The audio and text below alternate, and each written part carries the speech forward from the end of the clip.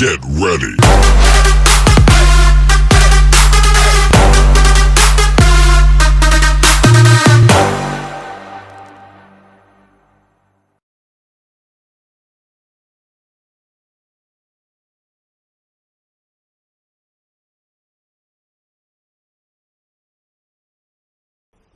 Hi folks, I hope you are keeping well. Welcome to another episode. In this one I just wanted to look at some of the things that I don't particularly like about this GS1250 HP Rallye. I mean, obviously I love this bike. I wouldn't have bought it if I didn't like it. It's quite possibly the best motorbike I've ever owned, but there are a handful of things that if I could change, I definitely would. I've come up with 5 items, and 2 of them are certainly things that I would certainly use the word hate about this bike. The other 3s are just little niggles that I'd like to change if possible. But we'll go through them one by one.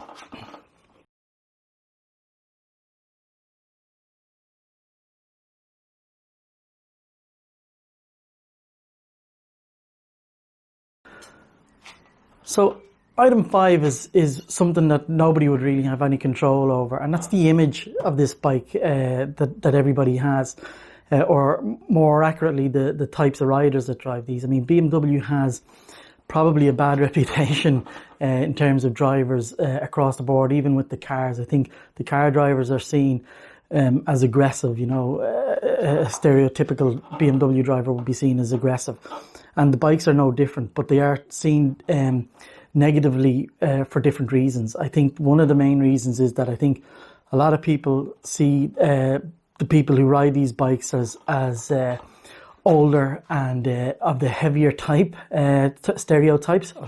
I don't know why, but they might have us on that one. The other thing is, I think I think that there's so many of these around. They're so common that people are a bit jaded with them, I think. But that's only a symptom of how good the bike is. The reason there's so many of them out there is because it's just a brilliant bike. As far as I'm aware, I know this is the category leader. You know, this is the bike that all of the other bikes in this class aim to beat. You know, there's other bikes out there that some of them are faster, some of them are cheaper, some of them are nicer looking. But I think as an overall package, the GS1250 has it all. You know, I think for me personally, I think it's got fantastic looks. The handling and the agility and the power in this is more than enough. You know, the price is another issue, but overall, I think, that's probably what's fed into that stereotype of this bike. But if you're one of those people who have overlooked this bike because of those stereotypes, you're missing out on an incredible machine. I mean, incredible. But yeah, don't let that put you off. But for me, it's the best bike on the market.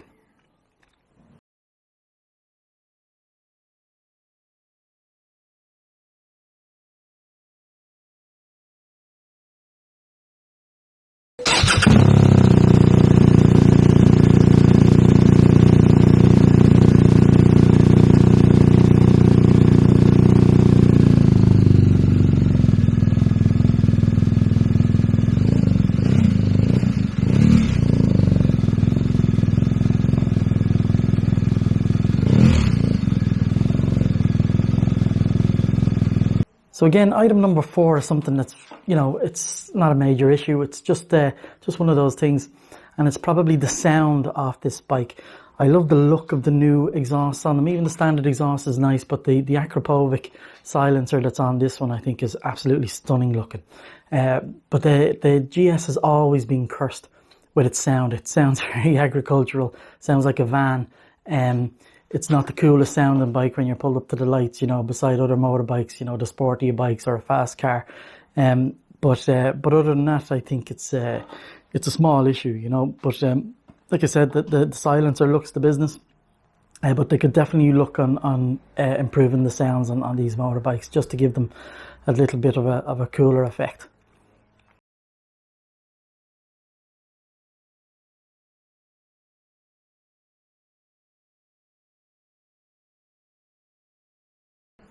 Item number 3 is the price. I think for what they are, these bikes are certainly overpriced. A lot of the competitors are significantly cheaper. And it's purely because of the brand name. BMW anything with a BMW brand on it is overly priced. The minute they stick the logo on it, it's like they can just demand any kind of money off you. It's stupid. The bike itself is overpriced. I found that when it came to buying it, there was pretty much no wiggle room in negotiating the price down. And then servicing and running a bike like this is also expensive in comparison to others. So for example, a small example of that would be the brake pads. You can buy a set of spurious brake pads, sintered, probably for about 40 or 50 euros that would fit this bike. But for one brake pad with the BMW logo, it's about 90 euros. You know, it's just ridiculous. You know, 4 or 5 times the price. And they're no better. You know, there's no difference between a BMW sintered brake pad and a standard generic one like an EBC or something like that, other than they've stuck a logo on it and there's a little hole at the back of the disc itself that serves no purpose that I can see. But other than that, everything else on this bike is very expensive. You know, don't get me started on the Satnav. You know, again, another thing where they've stuck their name on it and made it an exclusive piece of equipment that only works with their equipment here. And they've charged through the nose for it. You know, it's essentially a Garmin Satnav that they've put the BMW logo on and called it a Navigator 6. And then they've charged nearly double the price for an equivalent Garmin machine. So yeah, that's something that BMW need to take a note of. Not that they will, you know, they seem to be getting away with it. As far as I know, this is probably their best selling motorbike. So as long as people are willing, like me, to pay it, they're going to keep doing it. But yeah, that's certainly something I would like to see change.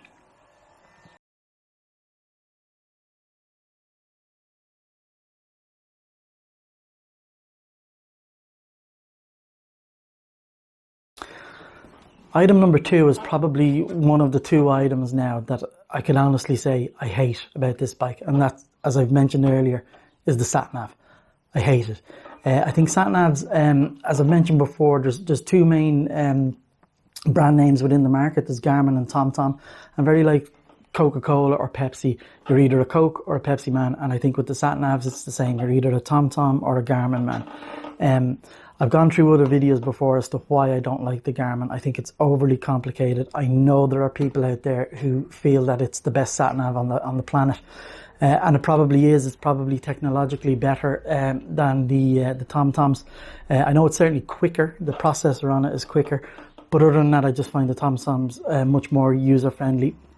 And I'll go through a little explanatory demo of why I don't like the Garmins. Like I said, they've branded it to the BMW machine. I don't see why they didn't do a deal with both Garmin and TomTom, as there's only 2 brand names in the market, 2 major players. They could have set it up that you could select one or the other depending on which one you prefer to go with this bike. So that's again something, if I was emperor of the world, I'd go and I'd talk to the people at BMW and say, look, can we at least have a choice between the 2 that will link to the bike? So yeah, definitely something I hate about this bike. So you're looking here at the screen of a navigator. So I'll go back out to the main menu. So that's the main menu here. So you can see on the left it has a where to, and on the right it has a view map. So say we want to go somewhere as straightforward as Dingle, one of my favourite places in all of Ireland. Let's see how easy it is to find Dingle on a navigator. So where to? Let's go in here. Let's just go straight to the search and let's enter Dingle. Oops, I've spelled it wrong there, excuse me.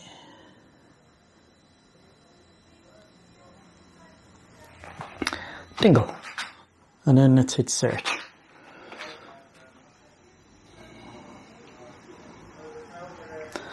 So you'll see it brings up every dingle except the dingle I'm looking for. It goes FJ Dingle, Dingle 158 kilometers, which isn't the right one, Dingle Church Terrace, Dingle Restaurant, Dingle Inn, 2 Dingle Cottage, Dingle's Restaurant, Dingle Hall Garage, Dingle Grange, everything except Dingle Town.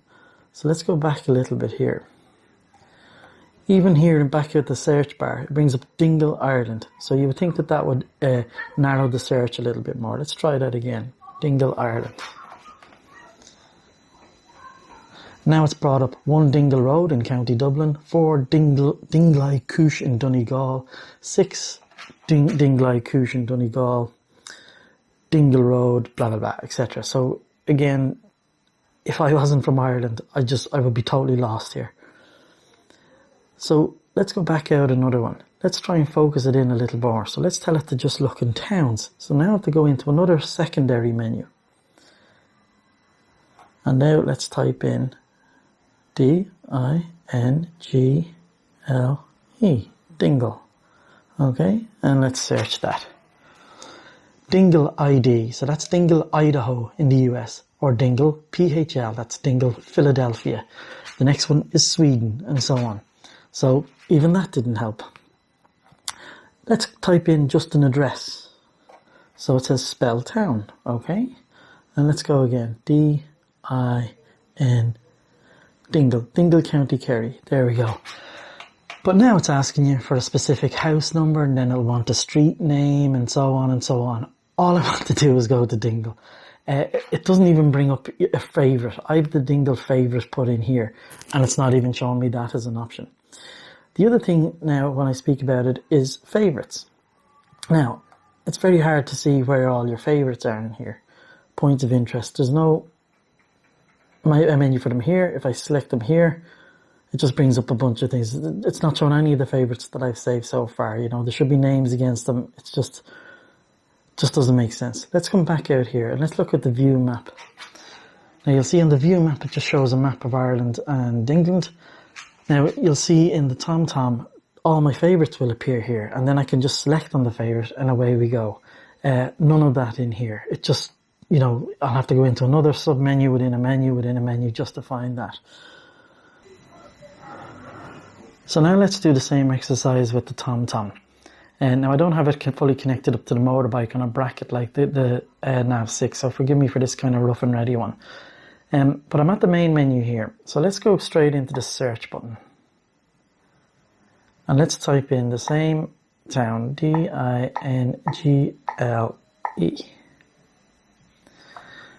And then I'll just hide the keypad here. So you can see what it's done here is it's done a couple of things. On the left, it's listed all the Dingle towns. There's one in the UK in Liverpool, which is obviously nearer to where I am at the moment, because it's 247 kilometres, so it's sorted them by the nearest town. But it's put a UK flag beside it, so I know immediately it's not in Ireland. The next one is Dingle, and that's the one I'm looking for. That's the Dingle town, 279 kilometres away. Now I can select that, and away I go.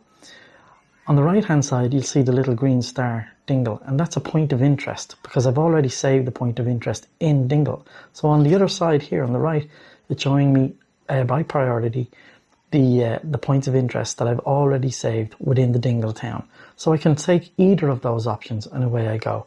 And that was just going into one menu, typing in Dingle, and it gave me both of them straight away. And that was it, done. And then to go back to my point of interest point, funnily enough, as you can see here, if I go to the map view, I can then zoom out, and each one of those little green dots is a point of interest that I've saved, and I can select on any of these green dots. Excuse me. There's one there, Clonmacnoise, and then I can just hit ride. And away we go, and that will calculate the route, and I'm done. And then I can go in and I can add any more of those points of interest along the route that I want. Or I can do a loop route, or I can make it go on curvy roads or up mountains and so on. So I think, you know, for me, it just makes much more sense, much more user-friendly. You know, there's far less clicking. At 8:23 p.m. Well, that's if I was going there. But there's far less transactions to go through and menus within sub-menus. Literally, I went into one menu, typed in Dingle, selected the one I wanted, and that was it. Whereas with the navigator, it just didn't make sense. I couldn't even find it in the end. You know, ridiculous stuff. I know there's people who rave about the navigator, and I'm sure they're out there screaming at me, explaining this, that I've done something wrong. But this is a system that you're supposed to be able to use on the go when you're on the road. And it should be very easy, intuitive and user-friendly to use. You know, I don't want to have to go off and get a master's degree in a navigator system just to be able to use it. You know, you're supposed to be able to use this with the flywheel as you're moving, or pull over and use it. But it would just mean pulling in and having to figure out and navigate your way through all these sub menus, and it just doesn't make sense. To me, the TomTom is a much, much cleaner, easier, user-friendly system. Now, the only thing I would say is, the only reason I have this is because it is the one that communicates with the bike and allows me to connect to all the bits and bobs. But I must do another video at some point. Don't forget the screen here, the motorbike dash, can also be linked to your phone and be used as a rudimentary sat-nav if you don't have either of these systems. To be honest, in retrospect, I wouldn't buy this system again, given the price it is. Again, typical BMW, they just stuck their name on it and jacked up the price. Ridiculous stuff. So that's my thoughts on the old sat-nav systems. I don't know how you guys feel about your systems. Let me know how you feel. Obviously, it's different strokes for different folks. I just personally don't like the navigators of the Garmin's. I think the TomTom is a much superior user-friendly machine. But let me know what you guys think and send me your feedback, okay?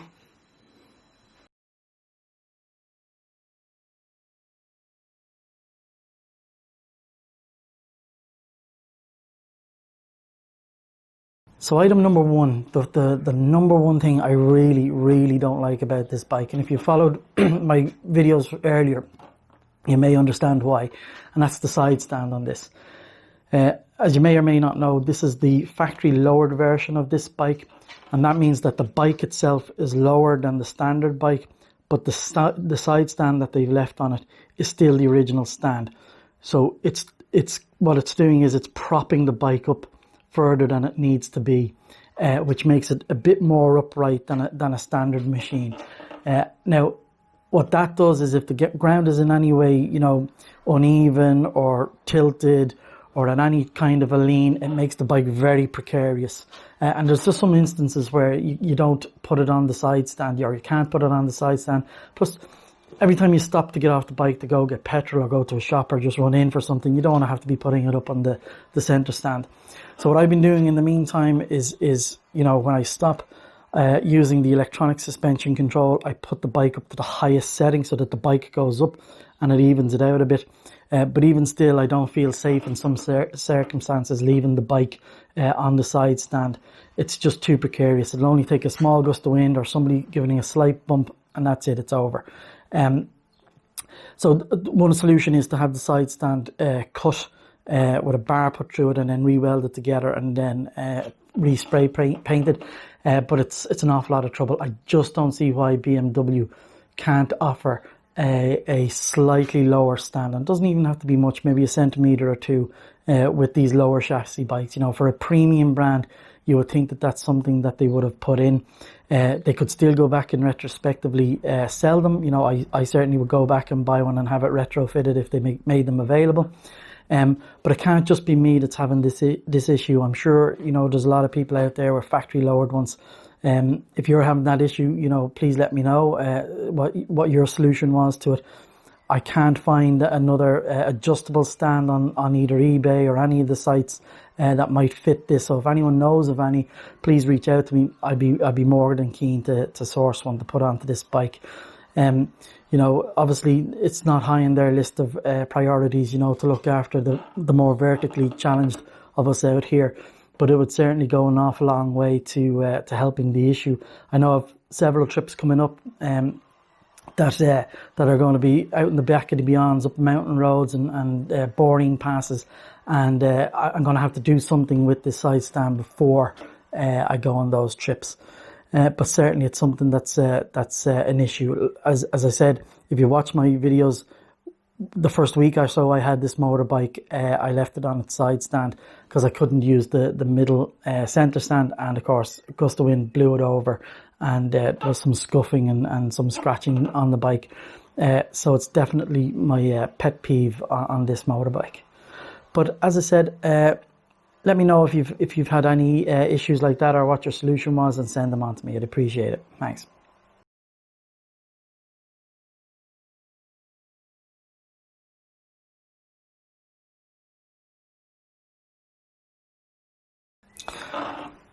So that's been my top 5 hates, or I suppose dislikes would be more accurate to say, on this bike. They're literally all the things I could think of that I would have negative to say about this bike. Other than that, it's phenomenal. And what I'll do is in the next week or two, I'll do another video that goes through all of the things that I do like about this bike. And that list is significantly longer. As I said, this machine is incredible. It's leaps and bounds beyond my old 1200 air-cooled that I came from. And as a motorcycle touring enthusiast, I couldn't imagine being on a better machine than this. But I hope you like the videos. Don't forget to like and subscribe and share with your friends, and click the little bell for notifications. Take care.